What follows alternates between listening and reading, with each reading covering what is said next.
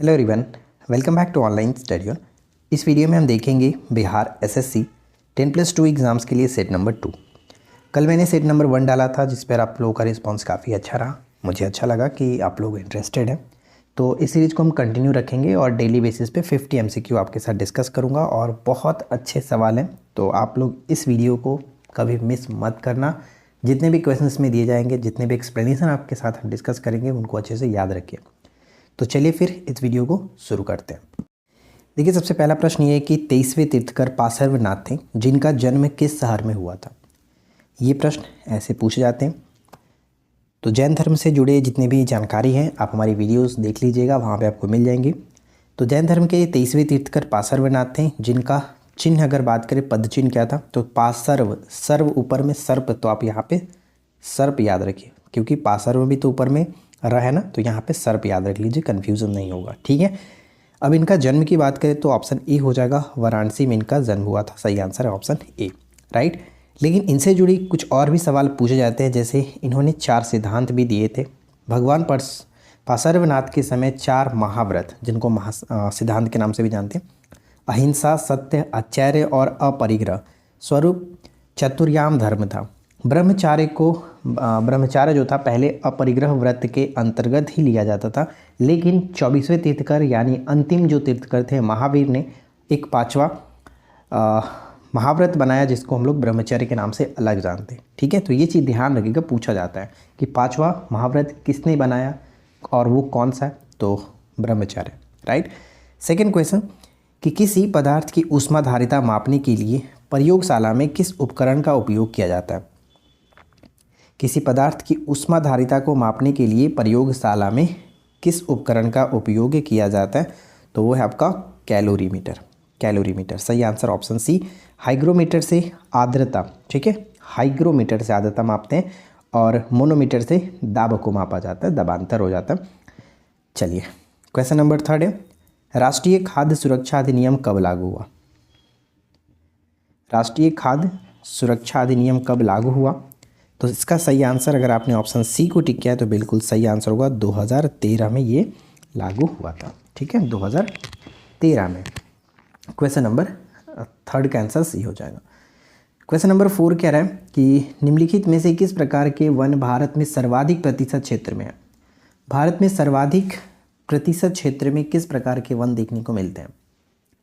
Right answer will be option D, उष्णकटिबंधीय शुष्क पर्णपाती वन। ध्यान दीजिएगा, पर्णपाती में भी याद रखना है शुष्क पर्णपाती वन। अगर ऑप्शंस में कहीं कहीं शुष्क और थोड़ा सा कन्फ्यूजन करके दे दे तो ध्यान दीजिएगा, आप परेशान नहीं होना है। जैसे कि एक होता है शुष्क, एक होता है नम, तो शुष्क वाला में ज़्यादा है। भारत में कुल वन क्षेत्र में उष्णकटिबंधीय शुष्क पर्णपाती वन 34.80% क्षेत्र में विस्तृत है। इसके बाद सेकंड पे आता है उष्णकटिबंधीय नम पर्णपाती, यानी पर्णपाती की संख्या सर्वाधिक है, लेकिन उसमें भी शुष्क ज़्यादा है, नम कम है, थोड़ा सा कम है, 33.19% उष्णकटिबंधीय नम पर्णपाती। इसके बाद उष्णकटिबंधीय अर्ध सदाबहार 7.72% और आर्द्र सदाबहार 7.54% वन है। तो ये चारों याद रखेंगे। ठीक है, इसके बाद अगला सवाल है कि दक्षिण अमेरिका के निम्नलिखित में से कौन से 2 देश जो हैं वो भूमिबद्ध हैं। यानी दक्षिण अमेरिका में सिर्फ और सिर्फ, दक्षिण अमेरिका जो महाद्वीप है उसमें सिर्फ और सिर्फ 2 ही ऐसे देश हैं जो कि पूरी तरह से भूमिबद्ध है। और वो देश कौन कौन से, तो एक होता है पराग्वे और दूसरा होता है बोलीविया। ऑप्शन डी होगा, पराग्वे और बोलीविया। क्वेश्चन नंबर 6 है कि महान मौर्य सम्राट अशोक ने बौद्ध धर्म की किस संप्रदाय को संरक्षण दिया था। बौद्ध धर्म के किस संप्रदाय को संरक्षण दिया था, तो सही आंसर हीनयान, ऑप्शन बी हो जाएगा, हीनयान। क्वेश्चन नंबर 7 है कि निम्नलिखित में से किस वेद में यज्ञ के समय पालन किए जाने वाले नियमों के विभिन्न विवरण मिलते हैं। यज्ञ के समय पालन किए जाने वाले नियमों के विभिन्न विवरण मिलते हैं, तो ये आपका यजुर्वेद। याद रखने में कन्फ्यूजन नहीं होगा, जैसे यज्ञ य से स्टार्ट हो रहा है तो यजुर्वेद भी य से स्टार्ट कर लीजिए, यज्ञ यजुर्वेद। लेकिन मंत्रों का जो समूह है वो आपका सामवेद के अंतर्गत आता है। ठीक है, नेक्स्ट देखिए, अगला है कि तैमूरलंग के आक्रमण 1398 में किया गया था। तैमूरलंग ने भारत पर आक्रमण के बाद गंगा की घाटी में स्थापित होने वाला राज्य कौन था। ये आपका जौनपुर, ठीक है, जौनपुर ऑप्शन ए होगा। और जौनपुर की स्थापना 14वीं सदी में दिल्ली के सुल्तान फिरोज शाह तुगलक ने की थी।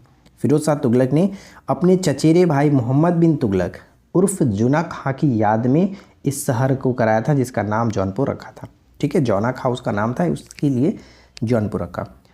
नेक्स्ट प्रश्न कह रहा है कि बोस्फोरस जो स्ट्रेट है दो निकायों को जोड़ता है, किसको किसको जोड़ता है? बोस्फोरस जो स्ट्रेट है ये जोड़ता है काला सागर को मरमरा सागर के साथ, काला सागर को मरमरा सागर के साथ। मरमरा सागर जो है वो भूमध्य सागर में ही पड़ता है, तो इस तरह से याद रखिए, ऑप्शन सी हो जाएगा करेक्ट आंसर। नेक्स्ट प्रश्न है कि देखिए, प्रश्न ये है कि प्यूर्टो रिको किस सागर या महासागर में स्थित है? तो जनरली अगर ऑप्शंस में अटलांटिक महासागर दिखे तो भी टिक करेंगे, कैरिबियन सागर दिखे तो भी टिक करेंगे। क्यों? क्योंकि यहाँ पे इसके बारे में पढ़ सकते हैं कि प्यूर्टो रिको के उत्तरी और पूर्वी किनारे अटलांटिक महासागर पर है, जबकि इसका दक्षिणी किनारा कैरिबियन सागर पे। तो ऑप्शंस में अटलांटिक महासागर को नहीं दिखा, लेकिन कैरिबियन सागर दिख रहा है, तो इस वजह से ऑप्शन सी हो जाएगा। अटलांटिक महासागर दिखता तो भी टिक करते। तो जो भी ऑप्शंस में दिखे आप उसके अकॉर्डिंग राइट आंसर गेस करेंगे। अगला है कि स्वराज द्वीप निम्नलिखित में से किस स्थान पर स्थित है? स्वराज द्वीप किस स्थान पर स्थित है? तो राइट आंसर हो जाएगा ऑप्शन ए, अंडमान द्वीप पर। स्वराज द्वीप अंडमान द्वीप पर स्थित है। अगला प्रश्न, हार्मोन इंसुलिन का उत्पादन कहाँ से होता है? इंसुलिन का उत्पादन मानव शरीर में कहाँ से होता है? सभी को पता है कि अग्नाशय की बीटा कोशिका में होता है, ठीक है, बीटा कोशिका, पेनक्रियाज ग्रंथि की बीटा कोशिका से, ऑप्शन बी होगा। नेक्स्ट वन कि लोएस पठार स्थित है। लोएस पठार स्थित है, राइट आंसर चीन में। लोएस पठार चीन में स्थित है, जो कि ये मिट्टी और मतलब धूलों से जमा होकर के बनता है। नेक्स्ट प्रश्न ये कह रहा है कि नीचे स्वाधीनता संग्रामियों तथा उनके द्वारा प्रारंभ समाचार पत्रों के नाम दिए गए हैं, इनमें जोड़ा गलत बताना है आपको। तो बताइए कि निम्नलिखित में से कौन सा जोड़ा गलत है? पहला पॉइंट, मौलाना आज़ाद। मौलाना आज़ाद जो है वो अल हिलाल इन्होंने लिखा था, बिल्कुल सही है समाचार पत्र। लोकमान्य तिलक का समाचार पत्र केसरी, बिल्कुल सही है, जो कि कौन सी भाषा में था? मराठी भाषा में था, ठीक है, केसरी मराठी भाषा में। जवाहरलाल नेहरू नेशनल हेराल्ड, ये भी बिल्कुल सही है। महात्मा गांधी कॉमनवेल्थ, ये गलत है, क्योंकि कॉमनवेल्थ एनी बेसन का था, कॉमनवेल्थ एनी बेसन का था, तो ऑप्शन डी गलत होगा यहाँ पे, ठीक है। नेक्स्ट प्रश्न है कि मधुबनी चित्रकला क्या दर्शाती है?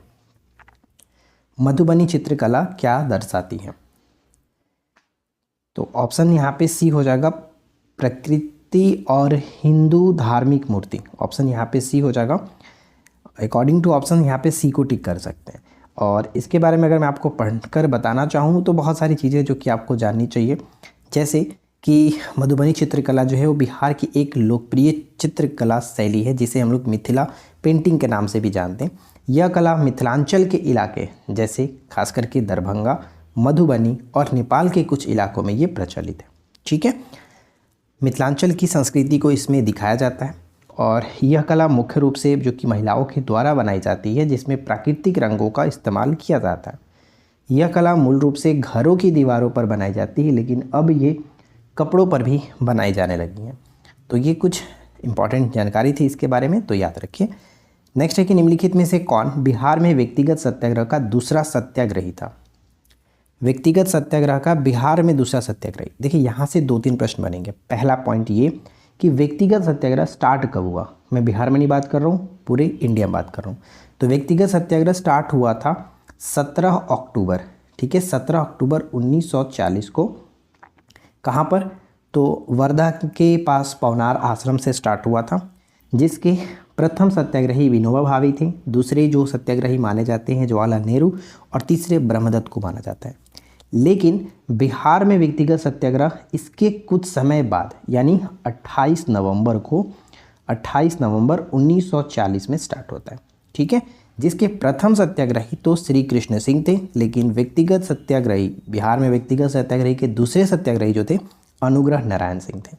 यानी अकॉर्डिंग टू ऑप्शन हम सी पे जा सकते हैं। तो ये सभी चीज़ याद रखेंगे। अगला प्रश्न ये कि वायवीय जो श्वसन के लिए निम्नलिखित में से कौन सा स्थान है? वायवीय श्वसन के लिए निम्नलिखित में से कौन सा स्थान है? तो यहाँ पे हमारा ऑप्शन सी बनेगा, क्योंकि कोशिका द्रव्य और माइटोकॉन्ड्रिया दोनों होता है। Option C. माइटोकॉन्ड्रिया की खोज और इसका नामकरण किसने किया था? आप थोड़ा कमेंट करके बताइए। अगला प्रश्न देखिए, निम्नलिखित में से किस मामले में सर्वोच्च न्यायालय ने न्यायिक समीक्षा को मूल ढांचे के हिस्से के रूप में घोषित किया था?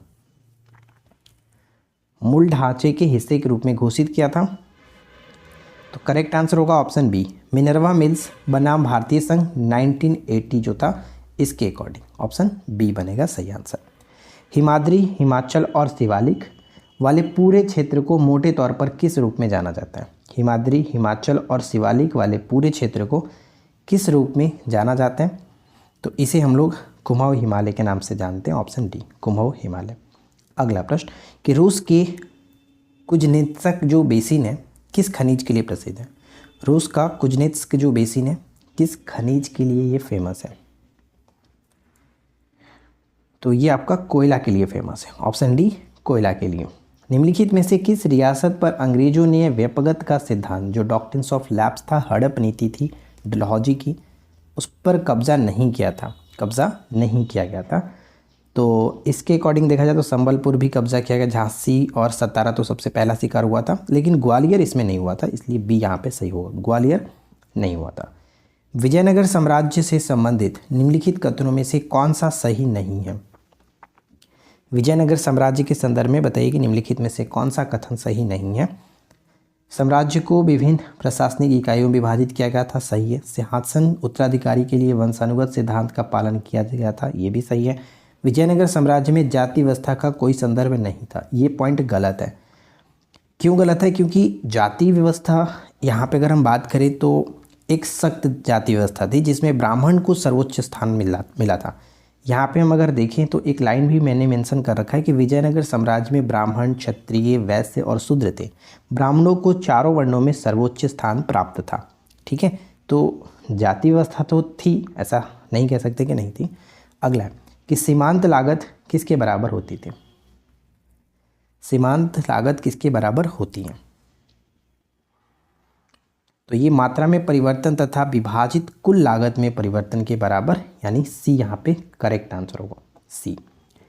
अगला प्रश्न ये क्या है कि गर्म रेगिस्तान में तथा उनके चारों ओर पवन धूल से बनने वाली मृदा को क्या कहते हैं? जैसे कि मैंने आपको ऊपर बताया था कि लोएस का मैदान जो है वो चीन में बनता है, तो बस वही यहाँ पे मैं आपको बता दूं कि गर्म रेगिस्तान में चारों ओर पवन और धूल से बनने वाली जो मृदा होती है उसे हम लोग लोएस पठार या फिर लोएस मृदा के नाम से जानते हैं। देखिए नेक्स्ट प्रश्न ये कि नियामगिरी जो पहाड़ी है किस राज्य के कालाहांडी जिले में स्थित है?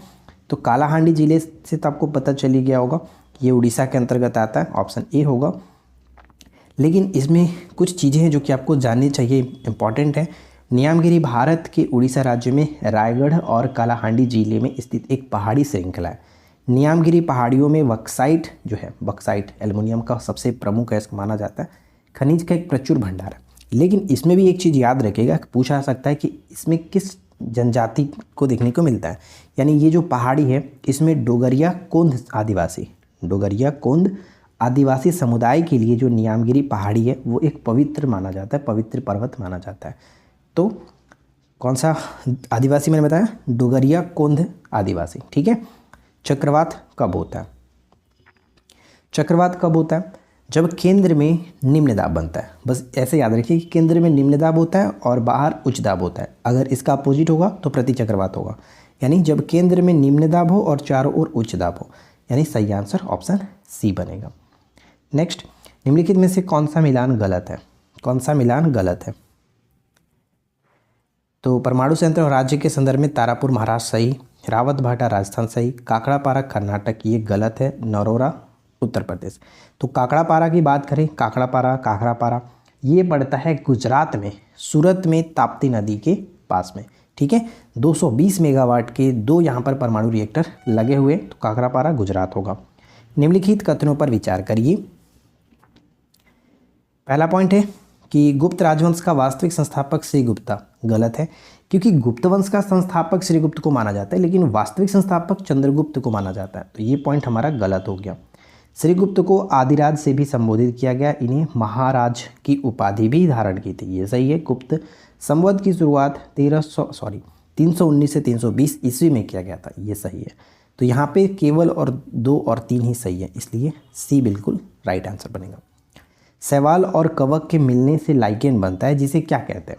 यानी लाइकेन जो है वो किसका मिश्रण है? कवक और शैवाल का मिश्रण है, और लाइकेन काफ़ी अच्छा वायु प्रदूषक माना जाता है, ये चीज़ ध्यान रखिएगा, वायु प्रदूषक सूचक माना जाता है ना। यहाँ मतलब कि जहाँ पर लाइकेन उगते हैं समझ जाइए कि वहाँ पे वायु प्रदूषक है। नेक्स्ट है, तो इसका करेक्ट आंसर क्या बनेगा? तो इसे कह सकते हैं हम लोग म्यूटिलिज्म, ठीक है। म्यूटिलिज्म ऑप्शन बी बिल्कुल सही आंसर होगा। चलिए आगे बढ़ते हैं और अगला सवाल देखिए, हीमोग्लोबिन क्या है? हीमोग्लोबिन क्या है? तो हीमोग्लोबिन मानव रक्त में पाया जाने वाला एक पदार्थ होता है। हीमोग्लोबिन मानव रक्त में पाया जाने वाला एक प्रकार का प्रोटीन ही होता है, और हीमोग्लोबिन का कार्य क्या होता है कि मानव शरीर में ऑक्सीजन का परिवहन करना। भारत में जब क्रिप्स मिशन आया उस समय भारत का वायसराय कौन था? तो सबसे पहला सवाल ये आएगा कि भारत में क्रिप्स मिशन आया कब था?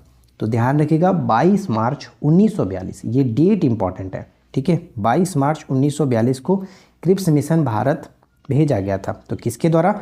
तो विंस्टन चर्चिल थे। तो फिलहाल मैं आपको इस प्रश्न के बारे में बता दूं, तो 1942 जब आपने सुना तो आपको ये तो क्लियर हो गया हो कि उस वक्त वायसराय कौन थे, क्योंकि 36 से लेकर के 43 तक कौन थे? लॉर्ड लिनलिथ। और इनके समय की सबसे महत्वपूर्ण घटना भारत छोड़ो आंदोलन, ये याद रखना है, ठीक है। देखिए यहाँ पे हम पढ़ सकते हैं कि ब्रिटिश सरकार ने 22 मार्च 1942 को क्रिप्स मिशन को भारत भेजा था। इसका मकसद था द्वितीय विश्व युद्ध में ब्रिटिश युद्ध के लिए भारतीयों का सहयोग हासिल करना। क्रिप्स मिशन के प्रस्तावों में भारतीय प्रभुत्व स्थापित करना शामिल था। क्रिप्स मिशन के अध्यक्ष कौन थे? तो सर स्टैफोर्ड क्रिप्स, जबकि वह विंस्टन चर्चिल, ठीक है, विंस्टन चर्चिल के मंत्रिमंडल के वरिष्ठ राजनेता और मंत्री थे, यानी इन्होंने ही भेजा था, प्रधानमंत्री यही थे, राइट। तो ये चीज़ याद रखिएगा। नेक्स्ट है कि आर्य समाज के संबंध में बात करना है, विचार करें और सही कथन चुनें। आर्य समाज, पहला पॉइंट कि आर्य समाज एक हिंदू सुधार आंदोलन है जिसकी स्थापना मथुरा के स्वामी विरजानंद की प्रेरणा से की गई थी, सही है। स्वामी दयानंद सरस्वती ने 1875 में बम्बई में इसकी स्थापना की थी, ये बिल्कुल सही। आर्य समाज धार्मिक अनुष्ठान व मूर्ति पूजा के विरुद्ध थे, यानी ये भी बिल्कुल सही है। तीनों के तीनों पॉइंट्स करेक्ट होगा, इसलिए ऑप्शन डी होगा सही आंसर। अगला प्रश्न देखिए क्या कह रहा है कि हड़प्पा वासी शिल्प उत्पादन के लिए लापिस लालूजी जो है कहाँ से प्राप्त होते थे? एक्चुअली लापिस लालूजी का मतलब नीला पत्थर हुआ करता था। नीला पत्थर कहाँ से प्राप्त करते थे? तो सुरतुगोई जो है, सुरतुगोई ये आपका अफगानिस्तान में, यहाँ से खरीदा करते थे, तो ऑप्शन बी होगा सही आंसर। अगला देखिए, कदम्बरी के लेखक कौन थे? कदम्बरी लिखा गया था बाणभट्ट के द्वारा, हर्षवर्धन के राज कवि थे बाणभट्ट, उनके द्वारा। और ये एक प्रकार का जो कि कह सकते हैं रोमांटिक संस्कृत में लिखा गया एक उपन्यास था, रोमांटिक ही था, ध्यान रखिए। लेकिन एक चीज़ मैं आपको बता दूं कि कदम्बरी को पूरा किसने कराया? अगर आपसे ये क्वेश्चंस पूछ ले कि कदम्बरी को पूर्ण किसने किया, तो इनके जो पुत्र थे भूषण भट्ट, ठीक है, भूषण भट्ट ने इसको पूरा किया था। कदम्बरी को पूरा कराया गया था भूषण भट्ट के द्वारा। तो फिलहाल तो सही आंसर ऑप्शन डी होगा, बाणभट्ट। देखिए नेक्स्ट वन है कि अनुच्छेद 352 के अंतर्गत लागू आपात स्थिति के दौरान निम्नलिखित में से कौन से संवैधानिक उपबंध निलंबित रहते हैं? 352 राष्ट्रीय आपात होता है, इसके अंतर्गत कौन से संवैधानिक उपबंध निलंबित रहते हैं? तो right answer will be option C, मूल अधिकार, ठीक है, मूल अधिकार ऑप्शन सी होगा। निम्नलिखित जलद मरुमध्यों में से किस एक में निकाली गई सुरंग यूनाइटेड किंगडम को फ्रांस से जोड़ती है?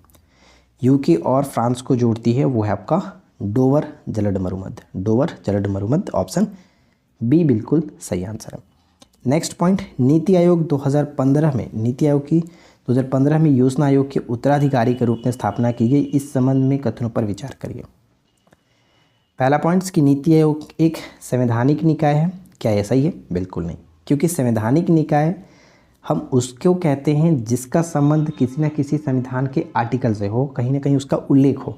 तो नीति आयोग का तो ऐसा कोई आर्टिकल है ही नहीं, अनुच्छेद है ही नहीं, संविधान में कहीं इसका उल्लेख नहीं किया गया, तो ये एक प्रकार का गलत पॉइंट हो गया। नीति आयोग को सहकारी संघवाद के सिद्धांत पर स्थापित किया गया, ये सही है। तो केवल और केवल 2 को टिक करेंगे, ऑप्शन बी। नेक्स्ट, सल्तनत काल में भू राजस्व का सर्वोत्तम ग्रामीण अधिकारी कौन था? सर्वोत्तम ग्रामीण अधिकारी कौन था? वह है Chaudhary, option E Chaudhary. Next point, किसने फ्रांसीसी विशेषज्ञों की मदद से डिंडीगुल में एक आधुनिक शस्त्रागार स्थापित किया था? डिंडीगुल जो कि तमिलनाडु में है, तमिलनाडु में, और ये स्थापित हैदर अली ने किया था, ऑप्शन बी बिल्कुल सही आंसर है। निम्नलिखित दिए गए कथनों पर विचार करिए। पहला पॉइंट कह रहा है कि भारतीय संविधान में वित्तीय आपात का संबंध 280 से। वित्तीय आपात गलत है, क्योंकि वित्तीय आपात 360 के अंतर्गत आता है, आर्टिकल 360, और 280 के अंतर्गत वित्त आयोग का गठन की बात की जाती है। तो ये पहला पॉइंट आपका गलत हो गया। वित्तीय आपात प्रथम बार 2 माह तक लगाया जाता है, ये सही है। तो केवल 2 को टिक करेंगे, ठीक है, केवल 2। चलिए आगे बढ़ते हैं। अगला प्रश्न, दिल्ली सल्तनत में कौन कुरान ख्वाह के नाम से प्रसिद्ध था? कुरान ख्वाह यानी कुरान का पाठ करने वाला, इसे हम लाख बख्श के नाम से भी जानते हैं। लाख बख्श, लाखों का दान करने वाला, जो कि आपका कुतुबुद्दीन ऐबक था। कुतुबुद्दीन ऐबक शमसी वंश या फिर गुलाम वंश के संस्थापक के रूप में हम इनको जानते हैं, ऑप्शन बी बिल्कुल सही आंसर है। नेक्स्ट प्रश्न ये कह रहा है कि पीयूष ग्रंथि शरीर के किस स्थान पर स्थित होती है? तो ध्यान रखिए, पीयूष ग्रंथि मस्तिष्क के आधार में, ऑप्शन बी होगा। मस्तिष्क में सेफेनाइड ग्रंथि में ये स्थित होता है, और पीयूष ग्रंथि हमारे शरीर की सबसे छोटी ग्रंथि, जिसको मास्टर ग्लैंड के नाम से भी जानते हैं, ऑप्शन बी बिल्कुल करेक्ट है। नेक्स्ट प्रश्न कि फरवरी 1905 में इंडियन होम रूल सोसाइटी की स्थापना किसने की थी? यहाँ पे हमारा सही आंसर बन जाएगा ऑप्शन डी, क्योंकि अकॉर्डिंग टू ऑप्शन कोई नहीं है। श्यामजी कृष्ण वर्मा थे, जिन्होंने फरवरी 1905 में लंदन में इसकी स्थापना की थी। आप यहाँ पे अच्छे से पढ़ पाएंगे। Indian home rule society IHRS की स्थापना 1905 में लंदन में हुई थी, जिसका मकसद था ब्रिटिश भारत में स्वशासन को बढ़ावा देना। इस संगठन के संस्थापक श्यामजी कृष्ण वर्मा थे। राष्ट्रीय सांख्यिकी दिवस कब मनाया जाता है? प्रत्येक वर्ष राष्ट्रीय सांख्यिकी दिवस 29 जून को मनाते हैं हम लोग, 29 जून, ऑप्शन डी होगा। इटली के सर्वोच्च नागरिक सम्मान से हाल ही में किसे सम्मानित किया गया? इटली के सर्वोच्च नागरिक सम्मान से किसे सम्मानित किया गया? तो वह आपका कबीर बेदी, ऑप्शन डी कबीर बेदी। बन्नी घास का मैदान किस राज्य में पाया जाता है? हाल ही में ये चर्चा में है, करंट अफेयर्स का ही क्वेश्चन है, बन्नी घास। इसी तरह के क्वेश्चंस एग्जाम्स में पूछे जाएंगे। करंट में तो वो चर्चा में रहेगा, लेकिन उसको आपको स्टैटिक के रूप में बना करके क्वेश्चंस पूछ लिया जाएगा, और आपको लगेगा कि यार ये सब क्वेश्चंस कहाँ से आ जाते हैं। तो बस करंट को पढ़िए तो स्टैटिक के रूप में ही पढ़िए। करंट तो पढ़ना ही है, लेकिन उसको आप ऐसे भी पढ़िए। और ये चर्चा में इसलिए क्योंकि ये गुजरात के कच्छ में पड़ता है, कच्छ ज़िले में, और इसको एशियाई जो शेर हैं उनके लिए उनके आवास के रूप में इसको बदलने की हाल ही में चर्चा सरकार कर रही है, बन्नी घास, इसलिए ये चर्चा में था। नेक्स्ट प्रश्न है कि कौन सा देश अफीम का सबसे बड़ा उत्पादक है? हाल ही में एक रिपोर्ट आई है जो कि दुनिया में सबसे ज़्यादा अफीम उत्पादन में म्यांमार टॉप पर है, ऑप्शन ए, ठीक है। और अगला जो प्रश्न है क्या कह रहा है कि माउंट उलाउन किस देश में स्थित है? माउंट उलाउन जो है वो किस देश में स्थित है? ये भी करंट का ही है, क्योंकि हाल ही में माउंट उलाउन में एक ज्वालामुखी विस्फोट हुआ है, जिसके कारण बहुत सारे वहाँ पे हानि हुई है। तो इंडिया ने इसमें कुछ रुपए भी डोनेट करने की बात की थी, कि इस देश को बात की थी। तो वो है आपका पपुआ न्यू गिनी में ये पड़ता है, माउंट उलाउन पपुआ न्यू गिनी में, ऑप्शन सी बिल्कुल करेक्ट है। नेक्स्ट है माइकोराइजा सहजीवी संबंध होता है। माइकोराइजा जो सहजीवी है इसका संबंध होता है किससे? तो इसका संबंध कवकों तथा उच्च पौधों की जड़ों के बीच, ऑप्शन ए होगा, ऑप्शन ए, ठीक है। यहाँ पे पढ़ सकते हैं कि माइकोराइजा है किसी कवक तथा वाहिक पादपों की जड़ों के बीच परस्पर सहजीवी संबंध को कहते हैं। इस प्रकार के सहजीवी संबंध में कवक पौधों की जड़ों पर आश्रित होते हैं तथा मृदा जीवन का एक महत्वपूर्ण घटक होते हैं। मृदा जीवन का एक महत्वपूर्ण घटक होता है। लास्ट क्वेश्चन जो कि बहुत इंपॉर्टेंट है, अच्छे से समझिए, ध्यान रखिए कि पानी में नमक मिलाने पर पानी का क्वथनांक और हिमांक क्या होता है? पानी का क्वथनांक और हिमांक क्या होता है? तो पानी में अगर नमक को मिलाया जाए तो इसका क्वथनांक बढ़ता है, लेकिन इसका हिमांक जो है वो आपका घट जाता है, ठीक है। करेक्ट आंसर ऑप्शन ए हो जाएगा। तो उम्मीद है फ्रेंड्स कि आप लोगों को आज का ये वीडियो अच्छा लगा होगा, और हमने इस वीडियो में 50 क्वेश्चन डिस्कस किए और साथ ही साथ बहुत सारे एक्सप्लेनेशन भी किए। कुल मिलाकर देखा जाए तो बहुत सारे क्वेश्चन हो जाएंगे। उम्मीद है कि वीडियो आपके लिए हेल्पफुल रही होगी। वीडियो अगर आपको अच्छा लगा हो तो प्लीज़ वीडियो को लाइक एंड शेयर करिए। चैनल पे पहली बार अगर आपको आए हैं और आपको चैनल अच्छा लगा तो प्लीज़ सब्सक्राइब करके नोटिफिकेशन बेल आइकन को ऑल पे सेट कर लीजिए ताकि सभी वीडियो की नोटिफिकेशन आपको मिलती रहे, ठीक है।